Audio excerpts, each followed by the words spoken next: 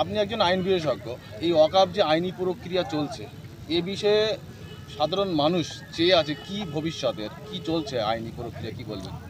দেখুন, ভারতবর্ষের সংবিধান যখন তৈরি হয়েছিল তখন আদালত যেমন তৈরি হয়েছে, পাশাপাশি ভারতবর্ষের সংবিধানে আর্টিকেল 19 অধিকারও দেওয়া আছে। আইনজীবী যারা আমরা আছি তারা সাধারণ মানুষের এই অধিকার নিয়ে নিঃসন্দেহে আদালতে লড়াই করছি, আগামী দিনেও করব। সুপ্রিম কোর্টে আমরা সবাই লড়ছি, একসঙ্গে মিলে দলবদ্ধভাবে লড়ছি, একাধিক আইনজীবী। ফলে সেই লড়াই চলবে যেমন, তেমনই পাশাপাশি রাস্তার লড়াইকে আরও বেশি শক্তিশালী করতে হবে। একমাত্র রাস্তার লড়াই পারে এই সমস্ত আইনি প্রক্রিয়া যে আছে, জটিলতা তৈরি হয়েছে, যে আইন নিয়ে এসছে সেই আইনকে মানে বাতিল করতে এবং বাধ্য করতে কেন্দ্র সরকারের দায়িত্বে যারা আছে, যাতে এই আইন রিপিল করে এবং আগের যে আইন বহাল ছিল তাকে আবার পুনর্বহাল করে। এই আইন যদি লাগু হয় তা ভবিষ্যৎ কি ভয়ঙ্কর হচ্ছে? মুখ্যমন্ত্রীর কথায় পা দেবেন না, এই আইন অলরেডি লাগু হয়ে গেছে। সুপ্রিম কোর্ট শুধুমাত্র কয়েকটি পোর্শন স্টে করে রেখেছে, বিচার প্রক্রিয়া চলছে। মুখ্যমন্ত্রী মমতা ব্যানার্জি যা বলেছেন তা সর্বৈব মিথ্যা, যে পশ্চিমবঙ্গে তিনি লাগু করবেন না, এই অধিকার তার নেই। এই আইন কেন্দ্র সরকারের আইন, কেন্দ্র সরকারই এই আইনকে অলরেডি লাগু করেছে। তার উপরে সুপ্রিম কোর্টের একটা নির্দেশিকা আছে যেখানে স্টে করা আছে, যে পাবলিক যেটা ওয়াকফ বাই ইউজার তা চেঞ্জ হবে না বা কোনো রকম সার্ভে এখন চলবে না। এবং একই সঙ্গে যে সেন্ট্রাল কাউন্সিলের যে কমিটি তৈরি করার কথা, আইন নতুন আইনে বলা আছে, সেটাও এখন তৈরি হবে না। যেখানে একটু আগের বক্তারা বললেন যে অধিকাংশ নন মুসলিমকে ইনক্লুড করা হয়েছে। ফলে আইন প্রবর্তন হয়েছে, তার উপরে সুপ্রিম কোর্টের লিমিটেড স্টে আছে। আগামী দিনে আইনি প্রক্রিয়া চলবে, কিন্তু এই আইনকে যাতে বাতিল করতে বাধ্য হয় তার জন্য রাস্তার লড়াইকে আরও শক্তিশালী করা সবথেকে বেশি গুরুত্বপূর্ণ। যে সাংসদ থেকে পাশ হলো ওয়াকফ বিল, সেই সংসদে তৃণমূলের 3 সাংসদ উপস্থিত ছিলেন না এবং সেই ক্ষেত্রে তৃণমূলের পক্ষ থেকে কোনো ভূমিকা দেখা গেল না। সবাইকে বলুন একটাই স্লোগান দিতে, তৃণমূলী মানেই ভাওতাবাজ।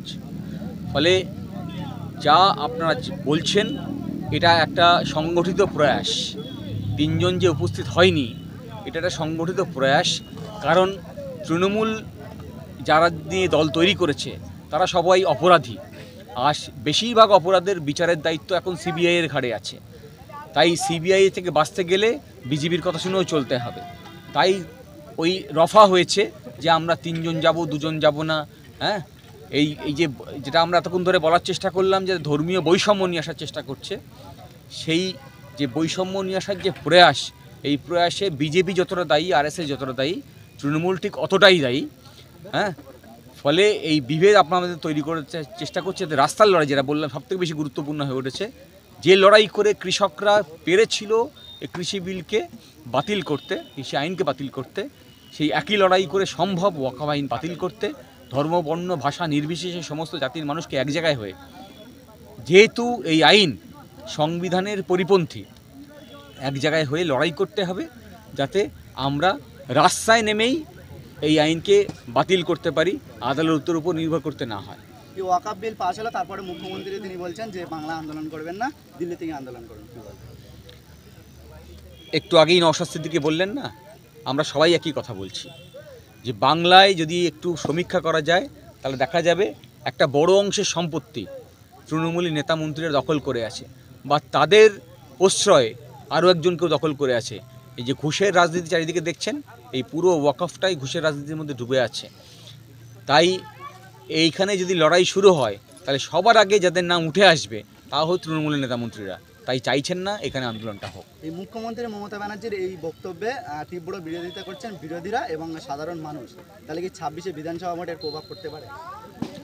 26শে বিধানসভা ভোট শুধু ওয়াকফ কেন হবে? 26শের বিধানসভায় সাধারণ মানুষ কেন তার পাড়ায় হসপিটালটা হয়নি, কেন তার পাড়ায় স্কুলটা বন্ধ হয়ে গেছে, কেন তার পাড়ার যোগ্য শিক্ষকটা চাকরি হারালো, কেন তার পাড়ায় এই মাটি ব্যবসায়ীরা মাটি কেটে তুলে নিয়ে যাচ্ছে, এই প্রত্যেকটা কেন তার পঞ্চায়েতে 100 দিনের কাজ পাচ্ছে না, যাদেরকে 100 দিনের কাজ দেওয়া হচ্ছে না তারা কেন আনএমপ্লয়েড ওয়েজ পাচ্ছে না, বেকার ভাতা পাচ্ছে না, এই সমস্ত ইস্যু নিয়ে যতগুলো সাধারণ মানুষের দৈনন্দিনকার জীবনের ইস্যু সবকটা নিয়ে এই লড়াই হবে।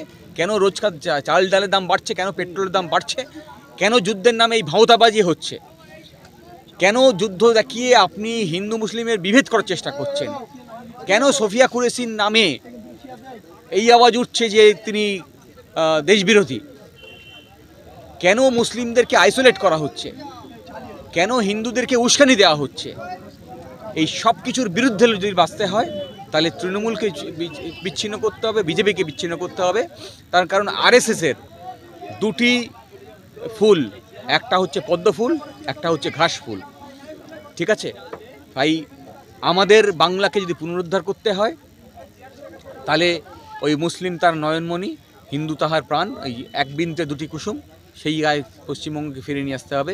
হিন্দু মুসলমান সমস্ত ধর্মের মানুষকে এক জায়গায় করতে হবে, সমস্ত ভাষার মানুষকে এক জায়গায় করতে হবে, এবং এই দেশকে বাঁচাতে হবে, এই রাজ্যকে বাঁচাতে হবে, আমাদের দেশের সংবিধানকে বাঁচাতে হবে। Shamim Ahmed, advocate, high court.